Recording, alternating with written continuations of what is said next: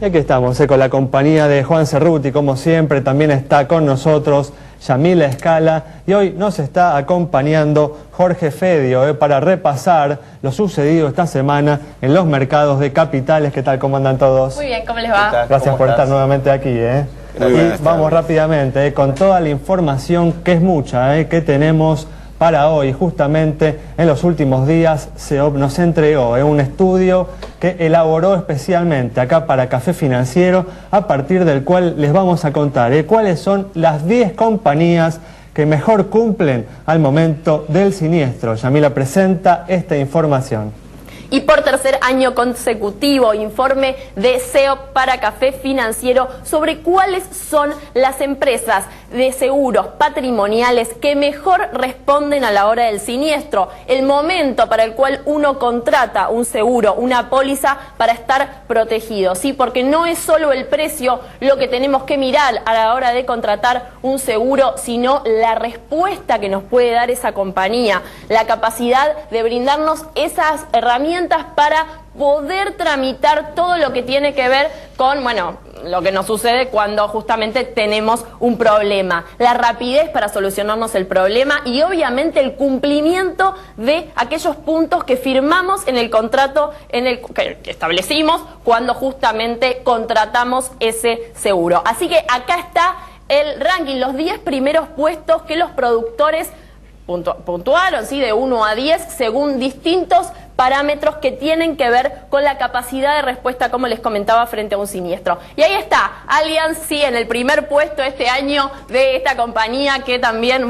se llevó todos los premios Prestigio, 930, parece un colegio, 8.90 para Federación Patronal, San Cristóbal 8.60, Mapfre, ahí también lo tenemos, Mercantil Andina, RSA El Comercio, Zurich, QBE, La Buenos Aires, Rivadavia y Sancor. Información importante que ustedes conozcan más allá de la puntuación y los valores, pero sí para saber la importancia de manejar esta información cuando vamos y contratamos un seguro.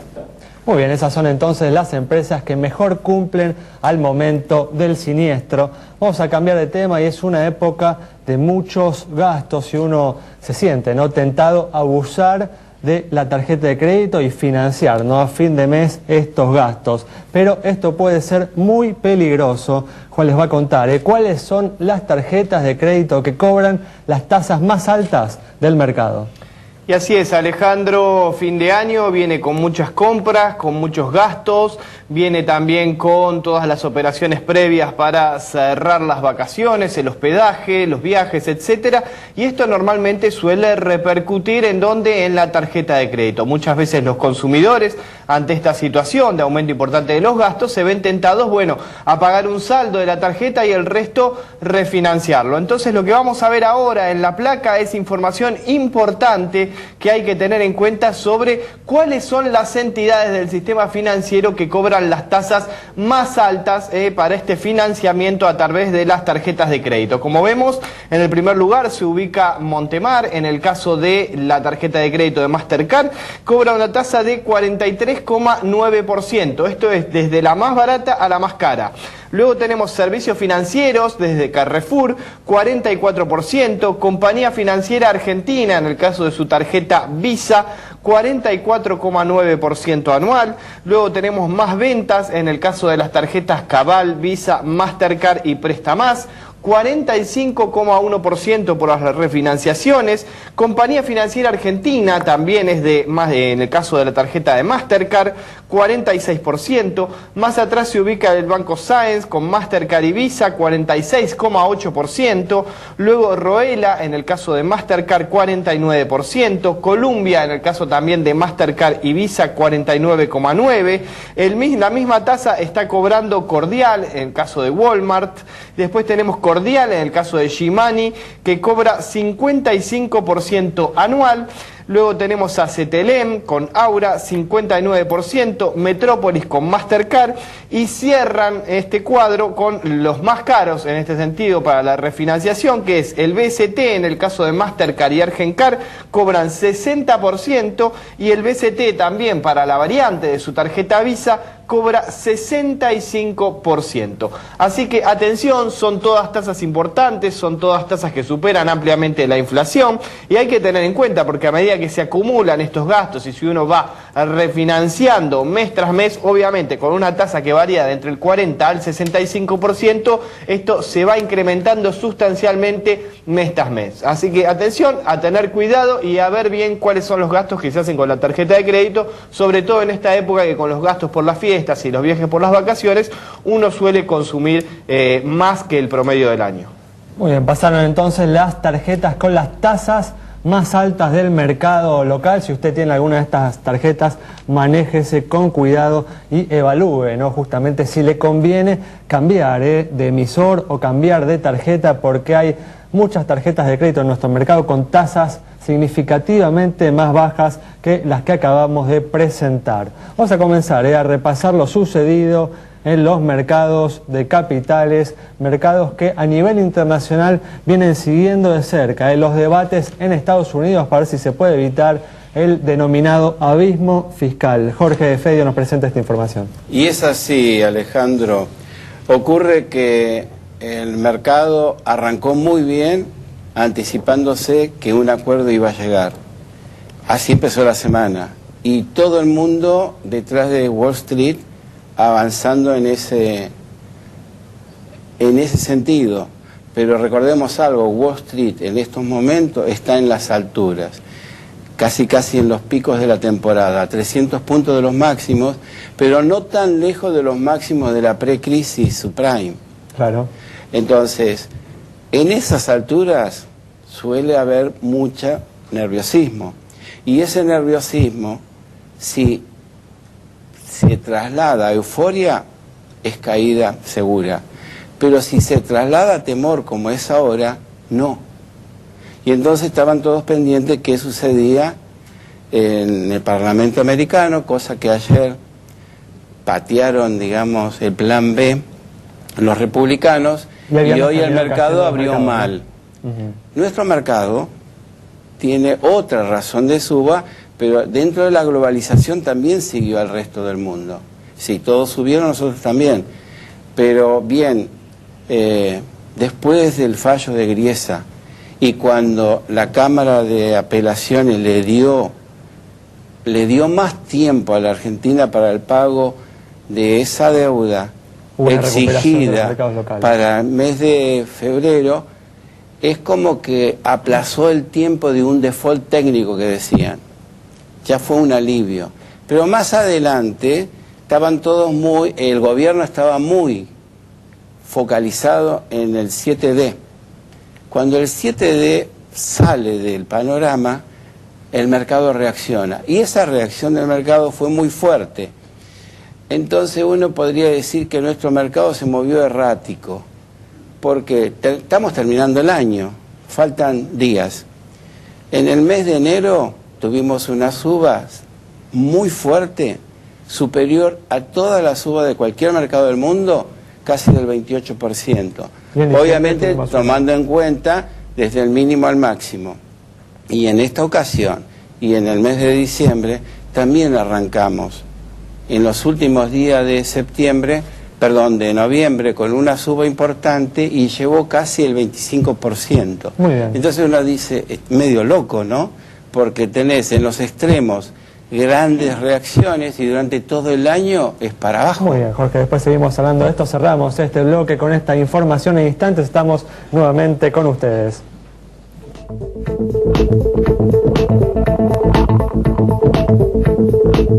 Estamos de regreso y es momento de comenzar a responder las consultas que nos han enviado. Como siempre, comenzamos con las consultas sobre el estado de las entidades financieras y vamos a comenzar con la pregunta de Leonardo sobre la situación del Banco Superviel. Bueno, le contamos a Leonardo que el Banco Superville registra un patrimonio de 1.085 millones de pesos, tiene depósitos por 8.521 millones de pesos y ha obtenido 262 millones de pesos de resultado acumulado desde diciembre del año pasado hasta la fecha. Los indicadores están en línea con el promedio del sistema financiero, así que le asignamos una cara sonriente. También se comunicó con nosotros Alicia para conocer el estado del Banco del Chubut. Para Alicia, en el caso del Banco del Chubut, tiene un patrimonio de 544 millones de pesos, registra 2.639 millones de pesos de depósitos y el resultado que ha acumulado desde junio, es decir, desde mitad de año a la fecha, es positivo en 23 millones de pesos. Estos indicadores también están en línea, se condicen con el promedio del sistema, así que es otra cara sonriente. Muy bien, volvemos al mercado de seguros y en los últimos días se conoció un informe del CESBI según el cual los robos de automóviles en nuestro país lamentablemente se incrementaron un 4% en los primeros 9 meses del año. Yamila amplía esta información. El 4% es para todo el país en los primeros 9 meses del año en comparación con los primeros 9 meses de 2011. Atención tal vez a lo que tiene que ver con el desagregado de estas cifras, ¿sí? En el conurbano aumentó un 12%, no un 4%, el 4% es de todo el país en general. En el interior del país el aumento es del 8%. Y en lo que es conurbano, en el sur del Gran Buenos Aires, estamos hablando de un 20%. Con la modalidad de robo a mano armada en un aumento del 4%. Son muchas cifras, pero yo lo que les estoy intentando hacer ver tiene que ver no solo con la cifra del 4%, que no deja de ser un aumento, sino con el aumento de la violencia, que es tal vez lo que más preocupa a los empresarios, más allá de que ellos no detectan políticas que tienen que ver más con lo local. Por ejemplo, en zona norte disminuyó un 1% el robo de autos, pero no con el plano general, no solo el robo de autos, sino en robo en general, que bueno, ya tiene que ver con casas, lo que fuera, ¿no? Así que bueno, esos son los datos, obviamente lamentables, ojalá se instrumenten políticas en lo que es 2013 para tratar de prevenirlo o al menos disminuir los índices. Muy bien, seguimos con otro tema y en las últimas semanas el dólar oficial aceleró su ritmo de incremento que está cada vez más cerca de la inflación. Ana Saco, nuestra colaboradora, le preguntó al público qué espera que suceda con la divisa americana en las próximas semanas o en el 2013. En las últimas semanas el dólar oficial viene subiendo a un ritmo mayor de lo que lo estaba haciendo durante el año. Su tasa de incremento está cada vez más cerca de la inflación. Café Financiero le preguntó al público si cree que este comportamiento va a mantenerse durante 2013 y si el dólar oficial va a ir acercándose al paralelo. Poco a poco lo van subiendo, digamos, un poquito más cada día. Yo no creo que llegue al nivel del blue, entre comillas, pero posiblemente para primeros meses del año estoy llegando a los 5 pesos o aproximadamente ese valor, para que sea un poco más competitivo, por lo menos para todo el mundo que necesita, digamos, mejorar ese valor. Yo pienso que hay un solo dólar, que va a continuar siempre así, y las medidas que se están tomando son las correctas. Es casi Vox Populi, digamos, que tenemos un retraso cambiario muy grande desde mucho tiempo y que se va acentuando. O sea, hay quienes hablan de falta de competitividad por el tema del retraso cambiario, pero es una realidad absoluta. Vos vas a comprar en cualquier lugar del mundo y las cosas cuestan la mitad que acá. O sea, bueno, obviamente creo que es una necesidad que tiene el gobierno de adecuarse a la realidad. No, el tema del dólar blue y el dólar oficial siempre va a existir la diferencia, porque la gente especula con el tema ese de ahorrar en dólares, es una costumbre argentina y no se va a cambiar nunca. Bueno, es acertado, ¿no? Que el gobierno haga que el dólar oficial suba más en línea con la inflación a fin de contrarrestar la pérdida de competitividad que viene registrando nuestra economía. De todos modos, el gobierno se debe manejar con cuidado de manera tal que esto no termine provocando un incremento en la inflación. Muy bien, vamos a responder una última consulta antes de cerrar este bloque sobre la situación de una compañía de seguros. Y para Esteban, que nos consultó sobre la situación de La Equitativa del Plata, esta empresa presenta un activo de 187 millones de pesos, un pasivo por 145 millones, patrimonio 42 millones de pesos, resultado 2 millones, primas 43 millones e informa 1040 juicios. Con indicadores que se condicen con los del promedio del mercado, es que le otorgamos la luz verde de nuestro semáforo. Muy bien, cerramos rápidamente con esta información. En instantes vamos a estar analizando los principales temas económicos de la semana con Ricardo López Murphy.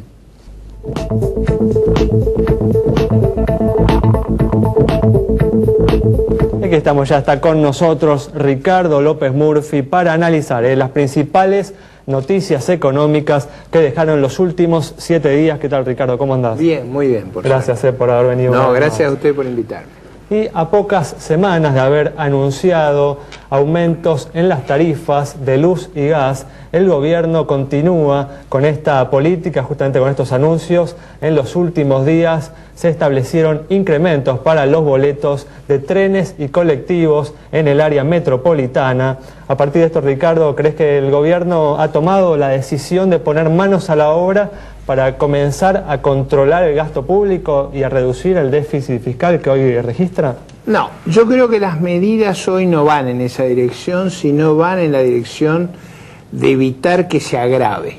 Es decir, esto no corrige el desequilibrio, sino simplemente evita que el desequilibrio se haga cada vez más significativo. A ver si esto es importante para explicarle a la población de qué se trata. Aproximadamente lo que paga la sociedad cubre 1/5 de los costos. Entonces, si los costos suben 25-30%, si no subieran las tarifas, los subsidios crecen mucho más que 25-30 porque son una fracción del precio final. Al hacer subir los boletos a lo mismo que suben los costos, lo que hacen es que los subsidios suben igual que no son constantes, suben igual que sube el boleto. Para que los subsidios sean constantes, por ejemplo, si quisieran dejar constante el subsidio, el aumento de boleto probablemente tenga que estar en el orden del 100%, para dejarlo constante. Porque acá lo que uno no se da cuenta es lo que acá ha ocurrido. O sea, durante 10 años han dejado congelado precios que no se congelan en el guarda del mundo, y ahora corregir ese descalabro que ha ocurrido es muy complicado. Pero por otro lado no tienen espacio en el presupuesto para seguir financiando esto. Entonces, a mí me parece que lo que han hecho es un acto elemental de corrección, de tratar que el problema no se agrave significativamente más. Ya con que crezcan 30-35% de los subsidios va a ser un dolor de cabeza. ¿Vinculás esta decisión del gobierno con alguna intención de enfrentar el problema inflacionario? No, yo lo vinculo con una situación de descontrol fiscal y monetario muy delicada que estaba llevando la tasa de expansión monetaria al orden del 40% y con el déficit creciendo. Entonces, ahí ellos tienen alguna necesidad de evitar que eso no espiralice en una crisis inmediata. Yo creo que nada de esto compensa los entuertos de tantos años.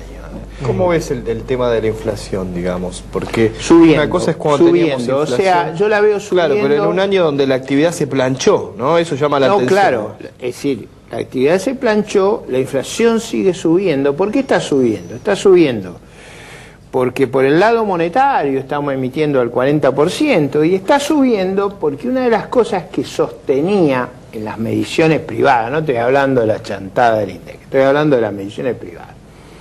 ¿Qué es lo que sostenía la tasa baja? Que había precios que no subían. O sea, el gasto público subía 32, 35%, los salarios 30%, las tarifas 0.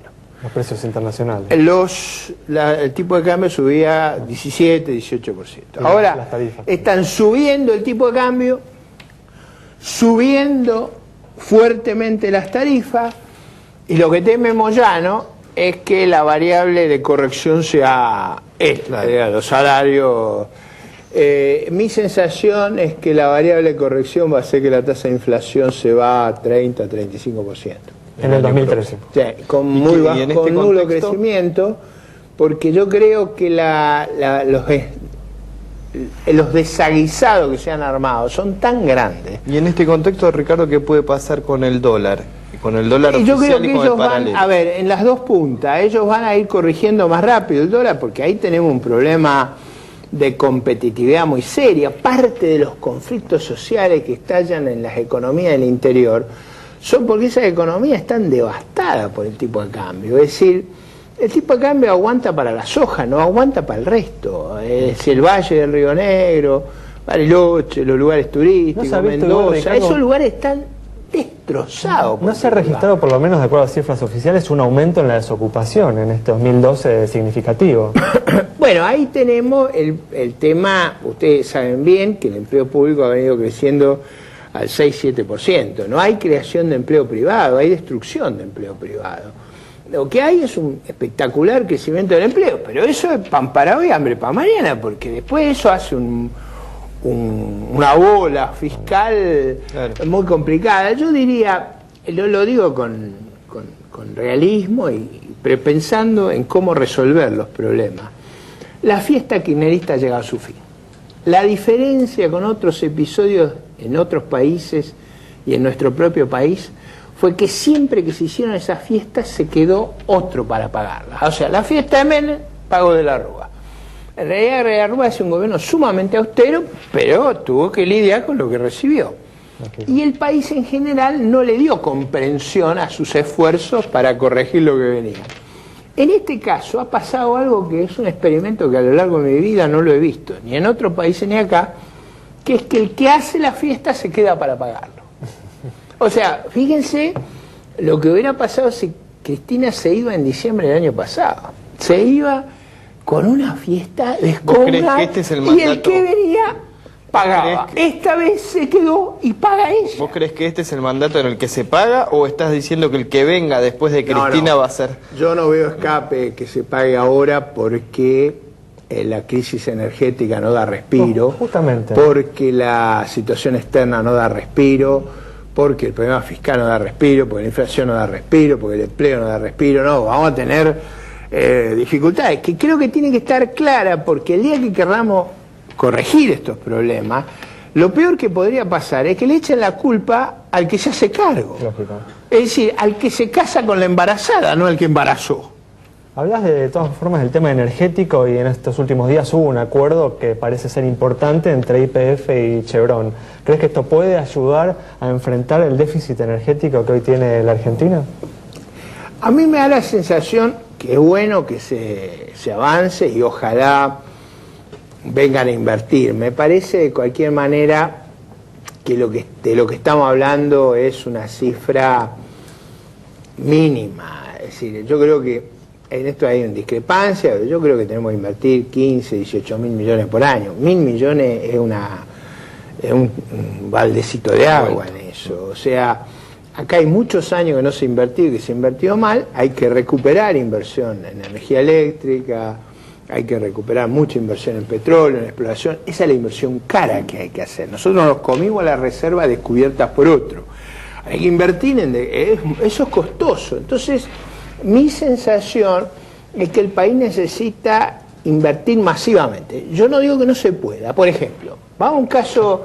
Ustedes quieren que le haga el caso optimista, ya que estamos por Navidad, vamos a dejar un mensaje optimista. El país se presenta el 28 de diciembre frente a la Cámara de Apelación en New York y dice: nosotros reconocemos la deuda, queremos respetar el par y paso, queremos respetar el par y paso, y queremos hacer una oferta equivalente a lo que hemos pagado a otro.